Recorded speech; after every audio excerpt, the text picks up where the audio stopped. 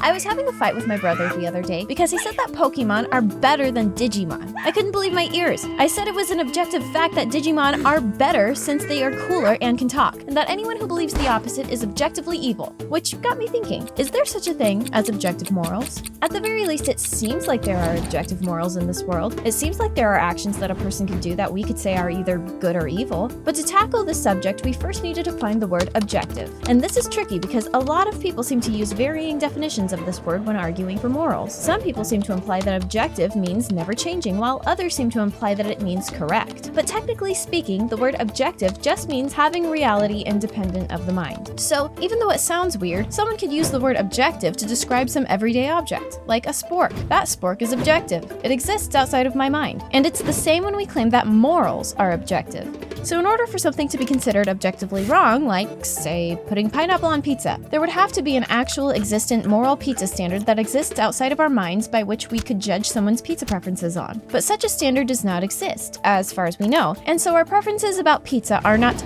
objective, but subjective. This means that we each create our own standards in our minds by which we judge what toppings should go on a cheesy triangle boy. Thus, no one can point to an objective standard and tell me that I am actually wrong for putting Skittles on my pizza. So why wouldn't it be the same for other moral issues? See, when we say that something is good or evil, we are usually just using those words to describe that person's behaviors toward themselves or others. If they do things that help people and are selfless, we call them good. If they murder people, we call them bad. It's kind of like the word funny. We can use the word funny to describe the way that people act as well. For example, this is pretty funny. This is not very funny.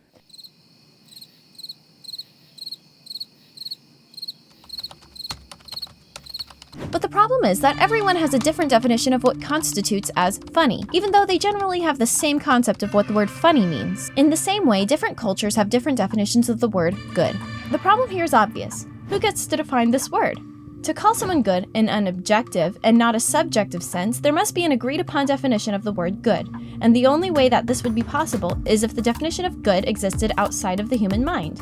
In other words, a part of the fabric of the universe. But if naturalism and atheism are true, then there is no outside standard for goodness, since qualities like good and evil are not actual things. They are just definitions we came up with in our minds to describe actions, and these definitions differ between cultures. In other words, morality cannot be independent of the mind if it is a creation of the mind. But we would argue, and we think the Bible argues, that ultimate moral standards do exist and that they have been written on all of our hearts so that we intuitively know that they exist. It should be noted, however, that different people can have subjective experiences and interpretations of these objective moral standards.